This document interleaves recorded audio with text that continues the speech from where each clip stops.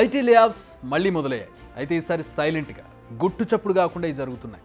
Software ఉద్యోగులపై ఇన్నాళ్ళు అఫీషియల్గా కత్తులు వేలాడేవి. బట్ ఇప్పుడు వేలాడడం లాంటివి ఏం లేవు. సింపుల్గా సైలెంట్గా లేఆఫ్స్ చేస్తున్నారు. ఇంతకీ ఇండియన్ మల్టీనేషనల్ కంపెనీల్లో ఏం జరుగుతోంది? అసలు ఈ సైలెంట్ లేఆఫ్స్ అంటే ఏంటి? లేఆఫ్ మొన్నటి వరకు ఐటీ రంగంలో వణుకు పుట్టించిన వర్డ్ ఇది. బట్ ఇప్పుడు మల్టీనేషనల్ కంపెనీలో కొత్త ట్రెండ్ తెరపైకి వచ్చింది. అదే సైలెంట్ లేఆఫ్. అంటే ఉద్యోగులను తొలగించడానికి పెద్దగా కష్టపడడం లేదు కంపెనీలు. ఎవరిని తొలగించాలనుకుంటే వారిని ఓ మీటింగ్కి ఇన్వైట్ చేస్తున్నారు. మీటింగ్ ఆన్లైన్ ఆర్ ఆఫ్లైన్ ఏ విధంగానైనా ఉండొచ్చు. ఇలా మీటింగ్కి వచ్చే వారికి 2 ఆప్షన్స్ ఉంటాయి. ఒకటి, అతి తక్కువ పే అవుట్ ఇచ్చి టెర్మినేట్ చేయడం. రెండోది, 3 నెలల శాలరీ ఇస్తాం, రిజైన్ చేయండి అని చెప్పడం. ఎవరైనా సెకండ్ ఆప్షన్ చూస్ చేసుకుంటారు. ఎందుకంటే కాస్త గౌరవంగా ఉంటుంది. అండ్ నెక్స్ట్ జాబ్ సంపాదించుకున్నాక ఇబ్బంది ఉండదు. అప్పటి వరకు జాబ్లో కంటిన్యూ కావచ్చు. ఈ నిర్ణయం తీసుకోవడానికి పెద్దగా టైం కూడా ఉండదు. వెంటనే చెప్పేయాలి. అందుకే ఇది అఫీషియల్గా లే ఆఫ్స్ కిందకి రాదు. విషయం బయటకు కూడా రాదు. అందుకే సైలెంట్ లే ఆఫ్గా మారిపోతుంది. మరికొన్ని కంపెనీలు ఇంకో కొత్త రూల్ని తీసుకొచ్చాయి. కొన్ని కంపెనీలు అదే కంపెనీలో ఉన్న ఓపెనింగ్స్లో జాబ్ తెచ్చుకునేందుకు ఓ 30 రోజులు టైం ఇస్తున్నాయి. తెచ్చుకుంటే సరే, లేకపోతే రాజీనామా చేసి వెళ్ళిపోవాలి. సో ఓవరాల్గా రిలీవింగ్ లెటర్లో టెర్మినేటెడ్ అని ఉండడం కన్నా రిజైన్ చేసినట్లుగా ఉండడం బెటర్ అని ఎక్కువ మంది సైలెంట్ లే ఆఫ్స్కి ఓకే చెప్పేస్తున్నారు.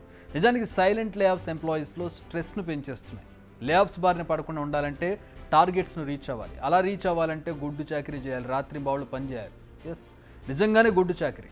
ఇప్పటికే చాలామంది 12 నుంచి 14 గంటల పాటు కుస్తీలు పడుతున్నారు. యాక్చువల్గా 8 to 9 hours వర్కింగ్, కానీ 12 నుంచి 14 గంటల పాటు కష్టపడుతున్నారు.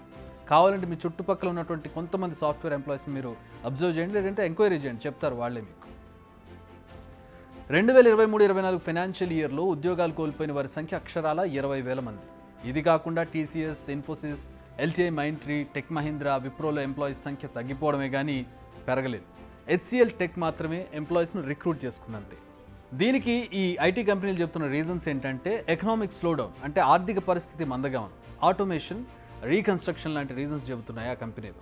ఇండియాలో మాత్రమే కాదు, Apple, Google, Amazon, Microsoft, Facebook, IBM, Intel లాంటి కంపెనీలు కూడా ఇదే బాటలో నడుస్తున్నాయి. రిక్రూట్మెంట్స్ను ఫ్రీజ్ చేశాయి. ఒకవేళ కొనసాగించినా చాలా తక్కువగా, ఎంతో అవసరమైతే తప్పితే రిక్రూట్ చేసుకోవడం లేదు. కొన్ని స్టార్టప్ కంపెనీలు అయితే ఇప్పటికే ఎంప్లాయీస్ని దాదాపు 50% వరకు తగ్గించేసుకున్నాయి. ఇవన్నీ కూడా ఫాలో అయ్యేది సైలెంట్ లే ఆఫ్స్ కావడం ఇక్కడ టెన్షన్ పుట్టిస్తోంది. ప్రస్తుతం ఇండియన్ ఐటీ ఇండస్ట్రీలో డౌన్ ట్రెండ్ నడుస్తోంది. అమెరికా, యూరోపియన్ యూనియన్ నుంచి స్థానిక ఐటీ కంపెనీలు కొత్త ప్రాజెక్టులు ఏవి పెద్దగా రావడం లేదు. అక్కడ కూడా ఆర్థిక పరిస్థితులు బాగోలేదు. ఈ దెబ్బకు అత్యవసరం కానీ టెక్ బడ్జెట్లను పక్కన పెట్టేస్తున్నాయి. ఈ ఎఫెక్ట్ ఎప్పుడు ఇండియన్ ఐటీ సెక్టర్పై పడుతుంది? ఇక ఉద్యోగాలు కోల్పోయిన టెక్కీలకు అంత ఈజీగా మళ్ళీ ఉద్యోగాలు దొరకడం లేదు. ఎందుకంటే బయట కంపెనీల్లో కూడా పరిస్థితి అలాగే ఉంది. ఒకవేళ దొరికినా అరకొర జీతాలు మాత్రమే ఇస్తామంటున్నారు. ఇక ఉద్యోగాలు కోల్పోకుండా కొలువు నిలుపుకున్న ఎంప్లాయీస్ కూడా హ్యాపీగా ఏం లేరు. ఎందుకంటే ఐటీ కంపెనీలు ఉన్న ఉద్యోగులపై బర్డెన్ పెంచుతున్నాయి. గతంలో ఐటీ ఉద్యోగులు వారంలో 5 రోజులు, రోజుకు సగటున 10 నుంచి 12 గంటలు పనిచేయాల్సి వచ్చేది. ఇప్పుడు యావరేజ్ టైం చెప్తున్నాను నేను, 16 నుంచి 18 గంటలకు పెరిగింది అది. కొన్ని కంపెనీలు ఉద్యోగులకు ఇచ్చే వేరియబుల్ పేలో కోతలు కూడా పెడుతున్నట్టుగా తెలుస్తుంది. ఇవన్నీ నచ్చకపోయినా మనసు చంపుకొని గుడ్డు చాకరీ చేస్తున్నారు టెక్కీలు. చేయకపోతే సైలెంట్ లే ఆఫ్స్ అస్త్రం ఉండనే ఉంది. సో గతంలో టెక్కీలు మంచి జీతాల కోసం తరచూ ఉద్యోగాలు మారేవారు. కోవిడ్ టైంలో అయితే కొన్ని కంపెనీలు తమకు కావాల్సిన వారికి 100 నుంచి 150% హైక్ ఇచ్చి ఉద్యోగాల్లోకి తీసుకున్నాయి. కానీ ఇప్పుడు ఆ సిచ్యువేషన్ కంప్లీట్గా రివర్స్ అయిపోయింది. ఉన్న ఉద్యోగం ఊడకుండా ఉంటే చాలన్న ఫీల్లో ఉన్నారు. మరి ఈ సిచ్యువేషన్ ఎంతకాలం ఉంటుందో చూడాలి. బిగ్ టీవీ అవుట్లుక్ కథనాలు నచ్చితే వెంటనే బిగ్ టీవీ ఛానల్ ను సబ్స్క్రైబ్ చేయండి.